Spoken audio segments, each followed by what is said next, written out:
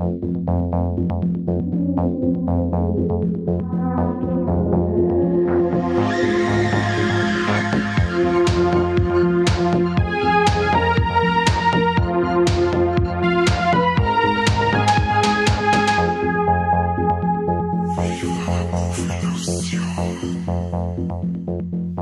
guten Tag und herzlich willkommen aus dem schönen Stuttgart. Da jetzt ja gern in echt sagen, aber leider sind wir nicht vor Ort. Wir haben Screener-Zugänge gekriegt für das Festival, das gerade in Stuttgart läuft. Und zwar dem Weird Weekender Festival.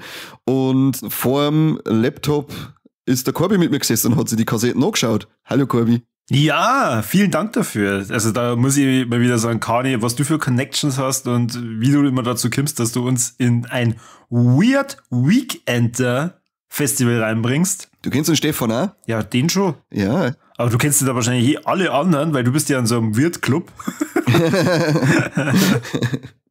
Weirdo-Club, das ist da kommst du in eine psychosomatische Einrichtung. Da bin ich jetzt nicht. Ich fand es auf jeden Fall schön, dass du mich mit auf die Reise genommen hast durch diese bunte Welt der cineastischen Abenteuer.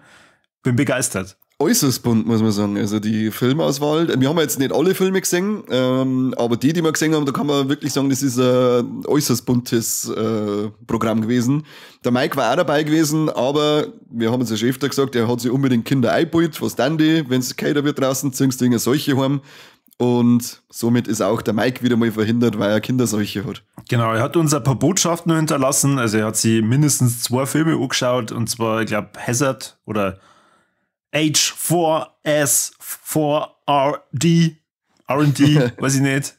Und Thor. Und ich glaube, Thor hast du auch gesehen, oder? Ich habe alles gesehen, was wir gekriegt haben. Alles hat er gesehen. Ja, ich habe nicht alles gesehen. Ich habe in die buntesten Filme reingeschaut und selbstverständlich mir die Doku angeschaut, die dabei ist. Ja, die ist aber wirklich hervorragend, das möchte ich gleich mal vorwegnehmen. Die ist geil, ja. Die ist wirklich hervorragend gewesen. Also da bin ich diesmal Team Corby und Team Doku, weil die war super. Und vor allem Team Bruce Lee. Oder Bruce Lee oder Bruce Lee oder Bruce Lou. Corby, verzeih mal, wie ist denn das Weird Weekender entstanden? Hast du da ein bisschen eine Ahnung, hast du damit beschäftigt? Mhm. Nein, habe ich nicht. Okay. Weiß ich also daher nicht. Es war gemein, dass du mir jetzt darauf angesprochen hast. Ich habe mir gedacht, du hast es gemerkt, ich habe es da vor der Aufnahme nochmal erklärt. Dass ich keinen Schimmer habe und du sollst schnell nochmal nachlesen. Ich habe gedacht, diese Beatboxen dazu und du ratterst das einfach bloß nochmal für dein Gedächtnis runter. Ah, okay. Soll ich jetzt Beatboxen? Großer Gott, da haben wir wahrscheinlich das letzte Mal für das Festival was gemacht. Ja, also, wir kennen ja den Stefan, da geht es mir ein herzliches Danke an den Stefan raus, dass er uns da die Zugänge gegeben hat. Genau, fett merci Stefan. Wir haben den Stefan auch heuer im Hardline kennengelernt, persönlich einmal, das ist auch sehr schön. Weil wir haben ihn ja auch schon zu unserer Schiffersfolge per Videocall und so weiter vor dem Gesicht gehabt und auch sind wir öfter in Kontakt gewesen, coole Brezen auf alle Fälle. So wie die restliche Schiffersgang, schade, dass heuer kein Schiffers ist. Ja. Aber das war noch mehr der Stress. Also passt schon. Es kann sich abwechseln. Einmal World Weekender, einmal Schiffers, dann haben wir nicht so viel Arbeit. Und die haben halt schon, ich glaube jetzt seit circa 8 Jahren in die Stuttgarter Innenstadtkinos einen Weird Wednesday gehabt. Da glaube ich, läuft einmal im Monat, ist da immer irgend so ein alter Film oder irgendein Klassiker gelaufen. Ich weiß jetzt gar nicht, ob die da auch Premieren dabei haben ab und zu. Nach 8 Jahren haben sie sich aber gedacht, jetzt könnten wir es einmal ein bisschen größer aufzicken und machen eben dieses Weird Weekender Festival über 4 Tage mit 15 Filme, Live-Podcast mit dem Schröckert, den man sicher von die Rocket Beans und von Kino Plus kennt. Ein paar Gäste haben wir dabei und es sind eben nicht nur neue Filme, sondern auch ein paar, ich glaube 5 Klassiker insgesamt dabei. Unter anderem der Blob von 88, das war richtig geil gewesen, den möchte ich auch mal im Kino sehen. Hast du den Blob schon mal gesehen, Corby? Na. Echt nicht? Oder... Na, also wenn jetzt wieder irgendeine Anspielung gibt, so in Richtung Mike, dann, also bei dem Film habe ich noch nicht gesehen. Also, dass der Mike der Blob ist. Ja. Der Mike ist der Blob von X-Men.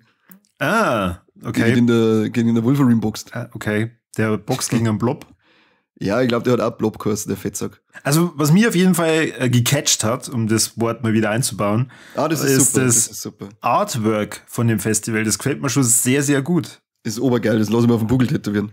Ja, also für unsere Podcast-Hörer, die zu faul sind, um zu googeln, ihr seht da so einen Totenkopf-Heini, der in einem Blumenbeet, glaube ich, sitzt und dabei fleißig Popcorn einschaufelt und anscheinend gerade das Weird Weekender genießt. Ja, ich glaube, dass er das auf alle Fälle genießt. Oder er schaut sich unsere 200. Folge auf YouTube an. Ach so, ja, so schauen auch unser Publikum dann aus, ja. Ja, genau, weil sie nicht glauben können und dann fallen sie in Schock und sterben. Ja, aber lass uns doch ein bisschen über die Filme reden. Und ich glaube, die Doku können wir uns bis zum Schluss aufheben. Da sind wir uns, glaube ich, einer Meinung, dass das der krönende Abschluss der Folge sein kann. Also, der Mike, mit dem da jetzt mal anfangen, hat eine Zusammenfassung für 2 Filme mir geschickt. Und zwar einmal von Door. Und ich glaube, dass er bei Door ein bisschen eine andere Meinung hat wie du, weil er hat so ein bisschen Vibes von Inside und Shining mit reingenommen, hat ihm aber nicht ganz so überzeugt. Also man muss ja dazu sagen, der Mike ist ja... Shining? Ja. Okay.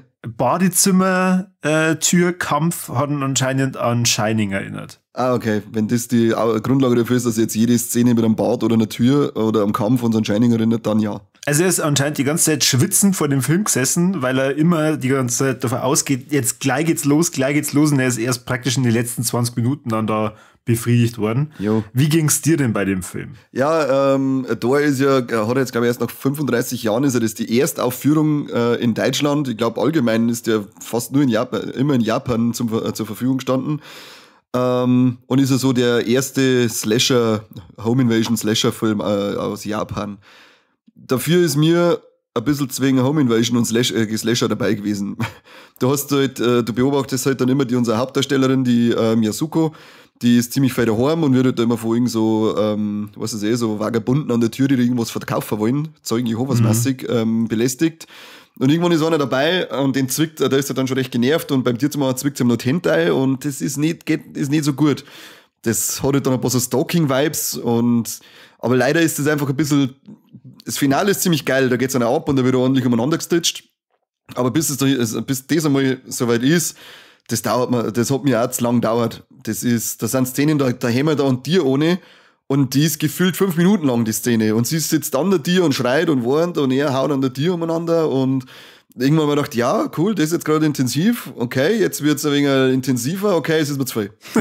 Das ist mir irgendwie öfter so gegangen bei den Szenen. Er hat ein cooles Sounddesign, aber ja, die letzten 20 Minuten, die reißt noch mehr einiges raus bei dem Film. Da wird dann mit schönen handgemachte Effekte, zeigen ins Gesicht eingestochen und so, das haben wir dann schon mengen. Ja, ich glaube, das war wahrscheinlich auch so ein bisschen das Highlight dann von Mike bei dem Film. Er ist halt der Simple Mike. Ich hab mir dabei Psychos angeschaut, oder Psychosis, oder? Psychosis, wo ich schon mal den Szenenaufbau ziemlich cool finde und natürlich auch diese Schwarz-Weiß-Optik und dann auch, ich weiß nicht, wo du dir das angeschaut hast, aber zumindest bei mir kam das ziemlich geil rüber, gleich beim Anfang immer, wenn diese Stimmen in seinem Kopf kämmern, dass die da aus verschiedenen Richtungen auch noch kämmern sind und so und vor allem du schneist am Anfang gar nicht so richtig, was sagen die da eigentlich und allein der Effekt, das hat schon was ziemlich Cooles und da darf mich ja wirklich interessieren, wie das im Kino halt dann ankommt. Der hätte für mich im Kino wahrscheinlich besser funktioniert. Ich war nämlich an dem Tag, als ich ihn angeschaut hat, überhaupt nicht auf so einen Film eingestimmt. Der hat mich relativ schnell dann verloren gehabt, weil das ist so ein Film, da brauche ich die Stimmung dazu. Der hat eine geile Macher, der ist geil aufgezogen, ist ja, glaube ich, eine coole Story dahinter. Aber ich war irgendwie so nach der Hälfte, wie gesagt, an dem Tag war ich absolut nicht in der Verfassung, mir so einen Film bewusst anzuschauen und das auch wirklich zu genießen. Dann leite ich am besten über auf den Film, wo ich glaube, das ist wahrscheinlich und an Mike's Highlight, und zwar dieser H4Z4 R&D-Film oder Hazard. Sag's nochmal so cool. H4C4 R&D. Ah, shit, ja. Der war cool. Der hat Spaß gemacht. Ist ja, glaube ich, den ganzen. Hast du den gesehen? Nein, ich habe hier die hervorragende Rezession von Mike. Ich lese es einfach mal 1:1 so vor. Und du sagst mal, ob das stimmt. Schuss ins Gesicht war super. Polizist, der das Auto fickt, war lustig. Cooler Soundtrack, 90s Techno, Trance Sachen. New Kids Vibes. Steigt nicht aus versus Crank 2 versus Transporter. Prämisse nutzt sich schnell ab und wird langweilig. Hatte aber ein paar coole Momente. Die Figuren im Film sind alles Arschlöcher. Also so kannte es wahrscheinlich 1:1 hinten auf der DVD draufstehen. Ja, kann man wirklich 1:1. Dann hätte man endlich wieder mal ein Zitat von Viva la Movilusion. Ja. Also leider kann ich jetzt aus rein der Rezession mir nicht denken, um was es in dem Film eigentlich geht. Du hast halt da den Noah Hazard Der wird ja von irgendeinem EDM-DJ gespielt, Dimitri Vegas, Divaios, kenn ich nicht. Ich kenne gerade Grundskabiner, keine DJs. Ach, der alte Dima, Falle, ja, kennst Dima, du. was der Falle kennt. Ja, jetzt was okay schon. Dima und ich, wir sind Homeboys. Der fährt die ganze Zeit in seinem getunten Lexus umeinander und sowas ist ja richtig cool, weißt du ich glaube, dass der ganze Film nur in dem Autohaus gespielt hat. Also ganz selten, meine, war die Kamera außerhalb. Also ich hätte jetzt mal sagen, 3/4 war wirklich da drin, das ist eigentlich schon mal cool gewesen. Er muss dann seinen Cousin halt eben ab, an Carlos. Und der Typ ist irgendwie nicht so die hellste Kerze auf der Torte gefühlt, vor allem nach seiner Rap-Einlage. Denkst du, ja, alles klar, jetzt weiß ich Bescheid. Die holen dann irgendeinen Spätzl ab und dann soll er schnell irgendwo hinfahren und es ist halt gleich mal alles nur Kacke. Sie rauben an der falschen Stelle oder die falschen Personen aus. Es eskaliert, den sie abgeholt haben, der hat einen Schuss ins Gesicht mit eingekriegt und jetzt müssen sie irgendwie das Zeug weiterbringen. Am Ende ist es dann so, dass sie dann weg sind und er soll seine Tochter abholen und jetzt sagt er, die das ausgeraubt haben, hey, ich hab deine Tochter und du organisierst mir jetzt meinen Stoff wieder. Ansonsten sagst du landen Beutel von deiner Tochter auf Internetseiten mit sehr, sehr kranken Menschen, heißt es dann. Ja, und dann geht's halt los, dass er seinen dämlichen Cousin wieder organisieren muss und die dann den Scheißdreck da einsammeln müssen und es hat ein bisschen so Crank-Vibes, zwar ohne das, dass er jetzt die ganze Zeit drauf ist, aber du hast ständig so Verfolgungsjagden, du hast halt dann so ein paar Wichser, die sich den Stoff von seinem Cousin geholt haben, die sie ihm nicht zurückgeben müssen, die ihm dann unterm Fahren, während er ausschmerzt und das Beutel von seiner Tochter herzagt, dann drehen sie ihm einfach mit dem Fuß ins Gesicht und dann vom Radl fahren und so ein Mist, also so richtige Wichser. Also da hat der Mike schon recht, so ziemlich alle Charaktere sind riesige Arschlöcher. Bis auf den Hauptcharakter hätte ich jetzt gesagt und seine Tochter, wobei das ist ein Kind, also auch Arschloch, ja. Also bis auf den Hauptcharakter alles Arschlöcher. Okay. Aber ich habe Spaß gehabt, vor allem das, wenn sie dann diese Leiche entsorgen und das, was der Mike schon hat und der Polizist kommt dann und fickt das Auto, da scheißt dann Ratzen mit dem Vollidioten. Weil du meinst erst, seht's mal müssen, dass er einen von denen zwei jetzt halt ficken möchte. Und dann sagt er zu seinem Cousin so, jetzt Kim, das muss jetzt du machen, das hilft halt nicht. Und dann so, ja, einer muss hinten ins Auto rein und einer vorn. Und dann steht er neben einer und dann macht er das Hosentür auf und dann fängt er an, dass er so am Fenster rumschlägt und dann am Scheibenwischer so umeinander wächst und im Mund nimmt und du denkst, was ist schön. denn da? Und dann spuckt er einer so geil ohne und dann geht er mit dem Backel Vaseline hinter zum Sportauspuff und reibt den halt ein. Und sie sitzen dann sagst du sie so im Auto und dann wackelt halt die ganze Zeit nur das Auto. Und du denkst, was zur Hölle soll die Scheiße schon wieder? Hä? Was? Echt jetzt? Ja, sitzt jetzt dann im Auto, es wackelt, du hörst ihm hinten umeinander grunzen. Und dann steht er irgendwann auf und macht Hosenzieher zu und fährt halt dann wieder. Und dann lässt er das Auto und dann siehst du einen Auspuff von innen wieder und irgendwas obertropft. So richtig geil aussehen.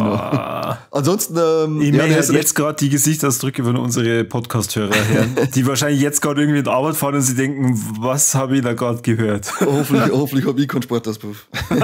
Der Drehbuchautor ist auch von dem 69 Kill und der, glaube ich, ist auch im Hardline gelaufen, wenn ich das richtig im Kopf habe. Da warst aber du, glaube ich, noch nicht dabei bei dem 69 Kill. Nein, da warst du, glaube ich, noch nicht dabei. Ist auf alle Fälle ein sehr unterhaltsamer Trip gewesen. Die Figuren, wie gesagt, alle total bescheuert, alles Arschlöcher. Es wird nur Scheiße geredet die ganze Zeit. In einer Tour ist auch nur Techno-Sound als Untermalung. Also ein bisschen so wie unser Podcast. Ein bisschen so wie unser Podcast, ja. Wir werden auch ständig ins Gesicht getreten, wenn uns Leute singen. Hey, bist du der Kane von wie viel so ein Ja, Batz! Alles klar, weiß ich Bescheid. Typisch. Aber verrückter war für mich die Sprache, weil die sprechen Flämisch. Was ist denn das? Was ist das für ein Land? Flemmland. Ja, Flemmland. Da sind die ganzen Pokémon drin, die Flemlis. Das ist in Belgien wird das gesprochen. Das ist eine ganz verrückte Sprache auf alle Fälle. Manchmal ist es wieder fast Deutsch. Da verstehst du es direkt vom Herrn. Das nächste Mal denkst du wieder, der hat jetzt Wörter erfunden. Dann denkst du, der kotzt, nein, er redet. Flämisch, verrückte Sprache, die sollte man lernen. Okay. Ja, ich habe eher einen englischen Film gesehen, wo ich die ganze Zeit gedacht habe, das ist doch deutsche Produktion, oder? Und zwar New Life. Weiß nicht, ob du den auch gesehen hast? Den habe ich auch gesehen, ja. Genau, es geht ja da um so eine Seuche oder ja, im Prinzip auch wieder so eine Art Pandemie. Die Jessica Murdoch, die da auf der Flucht ist und dann vom FBI gejagt wird. Von der FBI-Agentin schlechthin. Oh, die aber nimmer so kann, wie sie sollte oder wie sie es gewohnt waren. Aber selbstverständlich, wir wollen ja natürlich nicht spoilern. Spoilern aber nicht, weil der hat ja so einen kleinen Twist-Kniff noch drinnen. Zum Schluss auch sehr ziemlich coole Effekte. Ekelhaft auf alle Fälle. Ja. Die waren richtig widerlich, die Dinger. Hat mich selbstverfreilich gleich wieder an Corona erinnert. Voll, ja, da haben sie alle so ausgeschaut. vor allem die auf die Demos. Aber ist dir das auch so vor... Also, Ich habe mir wirklich ganz gedacht, komisch, von den Kamerafahrten her und vom Szenenbild und was weiß ich, und all die Schauspieler, die haben alle so deutsch ausgeschaut. Das hat mich irgendwie ein bisschen irritiert. Eher so die Bildoptik hat mir ein bisschen an deutsches Kino erinnert. So Tatort, weißt du? Ja, das hat ein bisschen so, stimmt, das hat ein bisschen so Tatort-Niveau gehabt.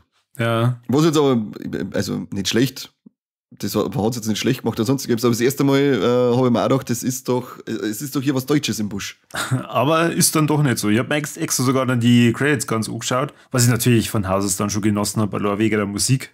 Ach ja, da war immer... Da kannst du wieder nichts so fangen. Doch, was soll das bei dir die ganze gelaufen? Like a Rolling Stone. Ja, jetzt.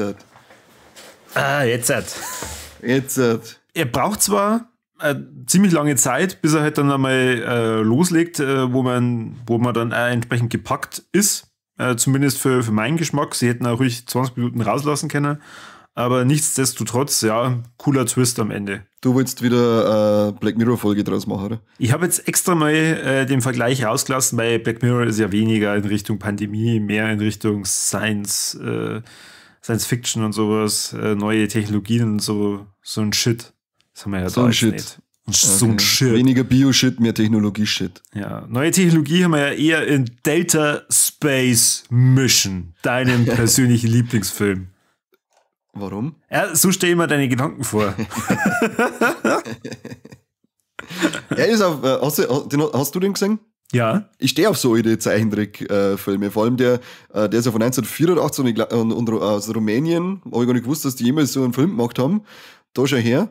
Und ich habe nämlich ja erst vor ein paar Monaten, sage ich jetzt einmal, die auf Disney Plus sind diese Star Wars Zeichentricks reingekommen mit den Ewoks und mit diese Adventures of the Droids oder wie es heißt, mit dem C3PO und R2D2. Und der Zeichenstil, den mag ich jetzt auch gerne. Ich finde den richtig geil. Er wirkt zwar irgendwie ein bisschen billig, aber irgendwie macht das auch seinen Charme aus. Und ja, dieser Delta Space Mission, das ist so, hat mir einfach taugt. Ich finde den Stil geil, ich finde den Sound geil, die Geschichte war ganz cool. Und für das eben von 1984 aus Rumänien, finde ich cool. Ist ja in der Zusammenarbeit mit, da gibt es sogar in Stuttgart noch irgendein Trickfilmfestival. Die haben das ist eine Kooperation mit dem, durch das führen sie es auf. Ah, okay. Ich finde es interessant, weil eigentlich von dem Stil her hätte ich es jetzt eher in die 70er, also frühe 70er, Ende der 60er reingesteckt, weil mir das immer an die Beatles erinnert. Diese Drecks-Beatles mit ihrem blöden Submarine-Film, furchtbar. Die haben alles versaut. Ja, ist auf jeden Fall ein sehr interessanter Stil und ist zum Beispiel auch sowas, da möchte ich mir einfach nur, also der Film soll laufen und ich beobachte dann Mike. Ja, normal müsste so etwas ja aber schon was für Mike sein, weil der mag ja auch immer so diese alten Hamen, vor allem so alte Kindheitserinnerungen mit so alten Zeichentrickfilmen, das mag er schon. Aber das wäre jetzt kein Film sein, den er in seiner Kinder gesehen hat, kann ich mir vorstellen. Ich weiß gar nicht, ob es der zu uns damals schon geschafft hat irgendwo, ob man den irgendwo hätte sehen können. Aber ist jetzt zumindest ist es keine Premiere, also von dem her. Nein, es ist eine Neuaufbereitung. Ich glaube, das ist auch so 4K-Restauration, die sie da draus gemacht haben. Und ja, ist auf alle Fälle etwas, das immer ins Regal stellen wird, wenn er dann einmal zum Kaufen kommt. Ja, ist doch auch Tattoo wert, oder? Ja, die Hauptfigur auf alle Fälle mit den geilen Augen und dem geilen türkisen Gesicht. Ja. Journalistin Alma vom Planeten Ob. Also, ich weiß, du bist natürlich eigentlich sämtlichen europäischen Sprachen Herr und kennst dich ja da komplett aus, aber bist du gleich draufgekommen, dass das Rumänisch ist? Ja, instant. Ach, Kim, du lügst. Nein, Schwachsinn. Keine blassen Schimmer gehabt, was die ihm da die ganze Zeit verzeihen. Hätte auch flämisch sein können, ich weiß es nicht. Okay. Ich hab die ganze Zeit, ist es vielleicht Italienisch oder geht es da in die Richtung? Und dann habe ich mir gedacht, ja, doch. Ja, sowas habe ich auch vermutet. Ich habe irgendwie so zuerst irgendwie, ist das Italienisch oder Spanisch? Nein, Spanisch nicht. Irgendwie hat es so italienische Vibes drinnen gehabt. Ja, und dann ist Rumänisch. Ja, wow. Klar, liegt ja gleich in Italien. Ich wollte gerade sagen, da ist nicht viel Unterschied. Was hast denn sonst du gesehen? Was habe ich sonst noch gesehen? River habe ich mir noch angeschaut. Oh, den wollte ich eigentlich nur gucken, aber hab's dann auch nicht mehr geschafft. Da hast du und der Mike ja auch eine ausgiebige Diskussion drüber gehabt, ob der jetzt gut oder schlecht ist. Ja, so ausgiebig war es gar nicht. Ich habe gesagt, das ist einmal halten. Richtig, ich wollte gerade sagen, du hast, glaube ich, gewonnen in der Diskussion. Ja, Fälle. Und du findest Totschlagargument, halt der scheiß Schnauzer. Geil, hast du gesagt. Ich finde den, ich habe gesagt, das ist irgendwie so schwer zum Beschreiben, aber er ist irgendwie so einfach so ein kleiner, putziger Film, so ein kleines putziges Filmchen irgendwie. Ich finde die Idee dahinter mit dieser Zeitschleife alle 2 Minuten und warum die da ist, finde ich ganz, ganz cool. Ich habe die Hauptdarstellerin, die Kellnerin Mikoto, ganz, ganz lieb gefunden. Außerdem mag ich ja Japan gern und dieses japanische Fernsehen und ich habe ja zu Mike gesagt, weil er gesagt, dann sind sie immer so hysterisch und das umeinander. Dann sage ich, ja, ich glaube aber auch, wenn man da vor allem, wenn man halt auf Animes steht, dann ist man da von Haus aus ein bisschen dran gewohnt. Und jetzt fällt mir das zum Beispiel gar nicht so auf, sondern ich mag das eigentlich, so wie sie die aufführen. Und es ist ja auch, ich glaube, letztes Jahr im Shivers ist ja das Erstlingswerk von dem Regisseur gelaufen, der Beyond the Infinite 2 Minutes. Ach so, das ist auch von dem. Ja, genau, von dem Junta Yamaguchi. Und wenn du mit dem Beyond the Infinite 2 Minutes was anfangen kannst, dann glaube ich, kannst du auch mit River was anfangen. Da habe ich mir sogar das Mediabook geholt. Ja, dann also Beyond the Infinite den Film Beyond den Film Beyond den Film fand ich ziemlich cool. Vor allem, da hat man die Prämisse total viel Spaß gemacht. Ja. Hängt es dann zusammen? Die 2 Filme? Ja. Nein. Das ist was ganz Eigenes jetzt. Und die Auflösung, das Ende ist dann auch ziemlich cool. Also ich hab mit dem Spaß gemacht. Das ist zwar jetzt kein Film, den man sich öfter anschaut, zumindest die jetzt nicht. Aber ich werde mir auf alle Fälle nochmal anschauen wollen. Wie gesagt, ich finde den einfach, wie nennt man das, wenn man so kleine verrückte alte Leute, wie nennt man die? Schrullig. Schrullig, ja. Ja, genau, so hat er den Film bezeichnet. Also so ein kleiner, schrulliger Film. Ja, cool. Hat mir auf alle Fälle gefallen. Ja, vielleicht habe ich nur die Chance, dass ich reinschauen kann. Das wäre natürlich hammermäßig. Ja, unbedingt. Also dir, glaube ich, gefällt er auch. Ich meine, das erklärt dann auch, warum es Mike nicht gefällt, weil er da wieder, ich kann mir da den Geduldsfaden von Mike nur sehr kurz vorstellen. Und rissig. Ja, wenn's blättert jetzt endlich. Hauptsächlich rissig. Genau. Genauso wie seine Aufmerksamkeit und sein Erinnerungsvermögen. Jetzt gibt's es ihm aber. Er ist nicht da, er weiß genau, was ihm passiert. Aber dann sind wir jetzt ja praktisch auch schon bei unserem Highlight, oder? Nein, es war noch Moongarden war noch da. Ach, der Moongarden war auch noch da. Der Moongarden ist auch noch da gewesen und Moongarden war cool. Erinnert mich stark so, ich habe so unendliche Geschichte-Vibes gehabt, von der ganzen Aufmachung her und von die Beutel, die dann teilweise eingefangen worden sind. Das Ganze läuft da ohne CGI. Der Regisseur, der hat also ziemlich alles selber gemacht, glaube ich. Also, glaube sogar das Catering. Er war ja Regisseur, Drehbuchautor, Cutter, ausführender Produzent. Hat er noch, ich glaube, irgendwie das Produktionsdesign noch mit übernommen und noch irgendwas. Also, wie gesagt, ich glaube sogar das Catering wird er auch mitgemacht haben. Und fleißig. Sehr fleißig auf alle Fälle. Kennt man von uns nicht. Na, hat es dann am Ende gelohnt? Der Film an sich hat sich auf alle Fälle gelohnt. Mir ist er nur so, ich weiß nicht so, ob das letzte Viertel irgendwie hat er mich da ein wenig verloren. Ich finde das Ganze, also es ist ein kleines Kind, da traut das Heimglück allein, Zeit dann nicht mehr so, die Eltern streiten sie die ganze Zeit, das Kind fällt über die Treppen runter und ist im Koma. Wacht dann in so einer komischen Fantasiewelt wieder auf und hört über so ein kleines Radio die ganze Zeit die Stimme von der Mom, die an ihrem Bett sitzt und mit ihr redet und sie muss sich halt jetzt praktisch durch diese Fantasiewelt durchkämpfen, um wieder aufzuwachen und wird dabei die ganze Zeit von einem ziemlich cool designten Monster verfolgt. Das ist so einfach nur so ein Mantelviech mit einem Hut und einfach nur so ein Gebiss, so ein Klappernden die ganze Zeit im Gesicht drinnen und das möchte ihre Tränen einfressen. Und saugeiles Design, saucooles Monster, die Kleine spielt das auch super. Sie kommt an richtig coole Stationen auch an, das ist alles so richtig geil. Aber irgendwo war es, das mir dann ein bisschen gefeit hat über die Lauflänge. Also das kann ich aber nicht richtig greifen, was das gewesen ist. Also es ist ein schöner Film, aber mir ist irgendwas abgegangen. Okay. Aber für das, wenn es halt so das ein komplettes Do-it-yourself-Debüt von dem Regisseur mit dem ganzen Zeug, was er selber gemacht hat, dann ist das absoluter Wahnsinn, was der da auf die Füße gestellt hat. Also nur die Bilder, die man da sieht bei der Filmvorschau, das schaut schon echt sehr beeindruckend aus. Ja, er hat auch unglaublich gute Beutel. Es war halt jetzt das ist jetzt wieder so ein Film, vielleicht so wie Psychosis, vielleicht habe ich in dem Moment, war ich vielleicht auf so einen Film auch nicht eingestellt, es ist ja ab und zu so, vielleicht wirkt er, wenn ich mir nochmal anschaue, noch besser, aber er hat mir zumindest schon, auch wenn ich nicht drauf eingestellt war, mehr mitreißen können, als es zum Beispiel Psychosis in dem Moment konnte, als ich nicht drauf eingestellt war. Ja, ich meine, kommt ja immer ein bisschen auf die Mischung dann drauf an. Kennen wir ja auch aus anderen Festivals wie im Hardline, dass das ja schon auch sehr wichtig ist, wann kommt welcher Film.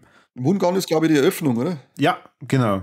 Und da finde ich es natürlich wieder mal traurig, wenn so ein Highlight wie eine Dokumentation dann erst am Sonntag dann läuft und dann auch noch Mittag, da wo so Leute wie du nicht einmal wach sind. Wenn der Samstag hart ist. Und zwar Enter the Clones of Bruce. Oh yeah. Und Kani, warum heißt denn der Film Enter the Clones of Bruce? Ja, weil es da neben Blaxploitation und Nunsploitation auch eine Bruceploitation gegeben hat. Habe ich nie gewusst, habe ich nie gehört. Erst bis zu dieser Doku. Und es geht halt darum, dass Bruce Lee, der ist ja allseits bekannt, damals, wann war das, 1973, ist ja der eigentlich so zum Weltruhm erlangt und dann leider verstorben. Und da ist so, was wir Filmrechte damals noch nicht gab, was halt scheiße, und sie unbedingt weitere Bruce Lee-Filme haben wollten nach dem letzten Film, der mit dem rausgekommen ist, was war das, Enter the Dragon, hat man halt dann einfach Leute genommen, die ähnlich ausschauen wie der Bruce Lee und haben dann inoffizielle Fortsetzungen draht und dann hießen die halt, haben halt die dann Künstlernamen gekriegt und hießen dann Bruce Lee, Bruce Lou, Bruce Lowe, Bruce was weiß ich, wie es nur gerade alle geheißen haben. Hauptsache es ist irgendein Bruce dabei. Wenn dann mal die Hautfarbe nicht passt hat, dann war es halt einfach der Black Dragon, weil halt dann auch mal ein Schwarzer in so Filmen mitgespielt hat. Wenn es einfach mal eine Frau war, dann war es halt einfach der Female Bruce Lee. Und wenn es ein Fetter war, dann war es einfach wieder Fat Dragon. Also eigentlich unvorstellbar, was die da gemacht haben, heutzutage mit der ganzen rechten Thematik, aber damals hat sie Kosten drauf geschissen. Vor allem das Interessante ist ja dann auch, sie gehen dann auch ein bisschen ins Ausland und schauen halt dann, wie da die Filme dann teilweise vermarktet worden sind, weil es gab schon Filmrechte, aber es gab halt nicht unbedingt so im Ausland die Leute, die das interessiert hat. Also ja, hat man halt einfach Bruce Lee draufgeschrieben. Ja, genau. Und das war so echt geil. Irre. Das ist echt irre. Das ist richtig interessant, weil ich habe gar nicht gewusst, dass das sind ja, was haben sie gesagt, wie viele Filme das da gemacht worden sind? Um die 200? Ja, also brutal. Also es waren halt dann alles so, eine Zeit lang war es so inoffizielle Fortsetzungen dann allweil zu die Bruce Lee-Filme, in der irgendwelche Typen dann an Bruce Lee gemimt haben, mehr oder weniger. Und dann gab es ja auch noch so seine Lebensgeschichte, die dann auch verfilmt worden ist. Und das halt, dann hat es zwei so Schienen gegeben mit Fortsetzungen zu Bruce Lee-Filmen und dann auch noch so inoffiziell sein Leben verfilmt. Und die sind halt dann teilweise so weit gegangen, dass auf die Cover echte Beutel von seinem offenen Sarg und so weiter drauf waren. Also Death and Return of Bruce Lee oder so Mist. Also völlig Banane. Also wer da ein bisschen so ein Spleen dafür hat oder in Kindestagen hat man so Bruce Lee-Filme gesehen, wer da irgendwie was damit anfangen kann, müsste sich unbedingt diese Doku Enter the Clones of Bruce anschauen, weil die ist wirklich, wirklich interessant und auch sehr stimmungsvoll umgesetzt. Vor allem dann erkennt's vielleicht dann okay, dass ihr so eure Bruce Lee Lieblingsfilme gar nicht mit dem Bruce Lee verbinden könnt, weil das nicht der Bruce Lee ist. Ich hab da erst vor 2-3 Jahre habe ich mir gedacht, ich hätte mit Bock auf die ganzen Bruce Lee-Filme, die ich damals so gesehen habe. Die ganzen Bruce Lee-Filme, was waren es denn insgesamt? 3. Und ich hab mir gedacht, die kannst du ein bisschen in die Sammlung einstellen, das wird dann wieder mal ein bisschen ein größeres Werk, aber am Ende des Tages sind es 3. Echt, waren das so wenig?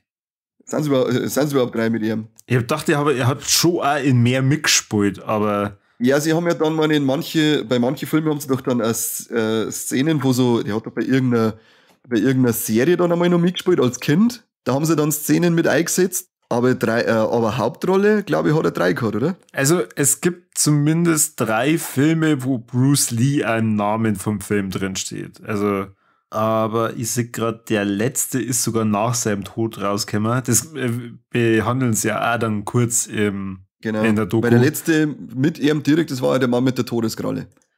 Ja. Na, Achso, ja, da wo er noch gelebt hat, ja, genau. Da wo er dann auch ich glaube sogar noch während die Dreharbeiten verstorben, kann das sein? Mhm. Oder kurz vor der Veröffentlichung, irgendwo, da ist er dann verstorben gewesen. Ja, aber ansonsten hat er auch ein paar Serien mitgespielt, wie Batman oder die Green Hornet. Ja, also mir hätten halt die Filme interessiert Und wie sie bei der Doku schon rumkommt, hast du halt irgendwie, wenn du dich nie damit auseinandersetzt, hast du im Kopf, Bruce Lee, das ist ja eine Filmografie sondergleichen. Da habe ich jetzt keine Ahnung, 50 Filme mindestens vor mir zum Anschauen. Und wenn du aber wirklich nur diese Bruce Lee-Filme machst, ist das gar nicht mal so zeitraubend. Na, das geht eigentlich. Das kann in einer Box drin sein. Das kann man auf alle Fälle. Ich glaube, da gibt es eher eine Collection mit seinen Filmen. Ich habe es dann irgendwie aus dem Auge verloren, dass ich es mir noch kaufe. Macht auf jeden Fall wahnsinnig viel Spaß, die Doku. Und wenn man natürlich sagt, okay, wie viel Informationsgehalt ist das und wie sehr regt es einen dazu an, dass man sich die Nummer anschaut? Im Prinzip so, jetzt wissen wir es, das einmal gesehen zu haben, ist auch super interessant. Aber ja, jetzt so, dass ich sage, jede Woche schauen wir einmal Enter the Clones of Bruce an. Es tut man ja mit keiner Doku. Was? Doch? Was? Null. Doch. Wenn dann schauen wir 1000-mal Enter the Clones of Bruce an, bevor wir irgendeinen Mist du den du anschaust. Ich fand da die Geschichten dann auch ziemlich cool von den ganzen Bruce Lee-Nachfolger, wenn sie ihm dann über die Art und Weise, wie sie es gemacht haben, weil sie null Budget gehabt haben, dann haben sie auch irgendwann einmal einen gehabt, der hat er erst während die Aufnahmen oder während die Dreharbeiten gelernt, Fake-Kicks zum Verteilen und hat die ganze Zeit voll den Ärger gehabt, weil die Leute halt wirklich umgenietet hat. Da sind lustige Anekdoten dabei. Ja, definitiv. Ja, Martial Arts ist ja auch nicht so easy peasy, wie man immer denkt. Ja, ich kann das easy. Echt? Ich bin brutal, ich habe jetzt gerade einen Backflip gemacht. Boah, stimmt, boah, krass. Leid, wenn sie das sagen, das Wahnsinn. Der ist irre, ja. Mein letzter Martial Arts Versuch war versuchter Ratschlag. Dann haben wir einen Daumen da leicht ausgekugelt. Super, gut. Ja. Wie alt bist du? 14. Ja. Hallo, zu mir hat einer gesagt, traust du nicht. Natürlich traue ich mich. Gut, dann sage ich es jetzt lieber nicht. Dann, ich hoffe, wir haben euch ein bisschen das Weird Weekender näher gebracht. Das internationale Genre-Filmfestival in Stuttgart, das jetzt dieses Wochenende vom 19. bis 22. Oktober stattfindet. Und wenn Sie uns jetzt gerade nicht hört, ihr lieben Teilnehmer am Festival, wir wünschen euch extrem viel Spaß. Vor allem mit den Blood Machines, da haben wir leider keinen Screener gehabt, aber der hätte mich auch richtig interessiert. Oder Following von Christopher Nolan. Gut, den kannst du ja jetzt schon organisieren, den gibt es ja schon eine Zeit lang. Das Regiedebüt war das, oder? Vom Nolan. Keine Ahnung. The Sacrifice Game war noch gelaufen. Da haben wir auch keinen. Also es sind noch ein paar Filme mehr gelaufen. Der Doom Generation ist auch noch da gewesen. Von 1995, einer der Klassiker. Blob habe ich ja schon erzählt. Blob war richtig geil auf der Leinwand, den möchte ich echt einmal singen. Und der Gay Lang. Haben wir auch keinen Screener gehabt. Was ist denn los, Stefan? Was haben die Screener zum Rest? Flip aus. Da hat uns wieder mal einiges vorenthalten. Einiges hat uns vorenthalten. Genauso wie wir durch das, dass wir nicht live vor Ort sein können, wir uns selber den Live-Podcast mit dem Schröckert vorenthalten. Das ist auch schade. Ja, schon. Das hätte ich schon. Aber ich glaube, Glück für ihn. Ich glaube, der kann ganz froh sein, dass er uns noch nicht kennengelernt hat. Meinst du, dass wir so schlimm sind? Coole Aftershow-Partys ja auch noch. Im schwarzen Keiler. Modern Metal und Metalcore war einmal und dann haben wir noch Too Hot to Sleep, 80s Rock and Pop Anthems. Da legt ja der Daniel Schröckert auch einmal auf. Wahnsinn, was der alles kann. Was kennen wir? Du kannst eigentlich sonst immer nur, wenn du auf sowas bist, saufen. Gediegen trinken. Gediegen trinken, ja gut, aber wenigstens so hältst da ein paar Leute. Bis ich es übersäge und dann das halt richtig reinlittern, ich auch gesagt. Reinlittern und Hausverbot. Klassiker. Deswegen gehen wir nur ins Hardline, weil die kennen uns schon. Aber nichtsdestotrotz haben wir gerne auch dieses Festival unterstützt. Und wir freuen uns natürlich, wenn der Stefan uns mal hier in unserem Podcast auch besucht und mit uns dann über den einen oder anderen Weird-Film spricht. Der ist ja so schüchtern, sagt er. Ach so. Den müssen wir das nächste Mal, wenn er vielleicht ins Hardline kommt, dann holt man ihm einfach ein Mikro unter die Nosen. Und sagen genau. Jetzt schwätz mal los. Aber müssen wir uns ja trotzdem irgendeinen Film überlegen. Ja, das filmt man schon. Das holt man dann einfach unter die Nosen, das Mikro, und sagen wir jetzt, verzeih mal über den Film. Gibt's einen Tipp? Ach, weißt du was? Unsere Hörer könnten eigentlich da mal was machen. Schreibt uns mal in die Kommentare, was ist so der weirdeste Film, den ihr in letzter Zeit gesehen habt, und gebt uns das als Tipp, dass wir uns das dann zusammen mit dem Stefan geben können und dann eine Folge mit ihm machen. So voll die Nötigung, was du da gerade machst. Tja. Stefan mag er gar nicht. Der muss dann. Der muss. Er kann sich ja dann einen Schröckert mitnehmen als Backup. Ja, genau. Der flüstert ihnen rein, was er sagt. Ja, genau. Sag ihnen, die sollen ein bayerisch fettes Maul halten. Und dann legst du auf. Wieder Top-Folge. Ja, auf alle Fälle. Was soll man machen? Na cool, ich finde es schon, dass es in Stuttgart ist. Das ist ja nicht so ein Katzensprung, wie es bei uns das Hardline ist. Sonst war ich da sehr gern vor Ort gewesen. Aber vielleicht irgendwann müssen wir das auch mal hinkriegen, dass wir mal in ein anderes Festival als Hardline fahren. Das müssen wir einfach mal schaffen. Jetzt ist das Fright Nights auch gerade, oder? Ja, ich glaube, das findet jetzt auch momentan statt. Das zeigt gleich auch noch. Aber dazu mehr in einer anderen Folge. Spoiler! Dann darf ich sagen, lassen wir es gut sein. Lassen wir die Leute weiterhin in Ruhe im Weird Weekender Kinosaal sitzen. Und nochmal vielen Dank an Stefan. Vielen Dank an das Team, die das Festival ausrichten. Ohne die hätten wir das jetzt auch nicht machen können. Richtig. Vielen Dank an den Mike, der uns seine Rezessionen zukommen hat lassen. Ja, die sind tiefgründig wie immer. Schaut es euch auf Letterboxd an. Aber ansonsten, da ich sagen, machen wir Schluss. Dann machen wir Schluss und dann sage ich ja, vielen Dank fürs Zuhören und bis zum nächsten Mal beim besten Podcast der Welt. Nicht vor die Stuttgarter Innenstadtkinos. Doch, höchstwahrscheinlich, ja, vom Weird Weekend, da können wir fast schon nicht sagen, kriegen wir Ärger mit dem Schröckert. Ja, komm mal ran, sage ich dann. Okay, ja, du traust da. Ja, dann, wie bei den Simpsons sage ich, komm mal her. Ach ja, komm du mal her. Dann bis dann. Gut. Adieu. Servus.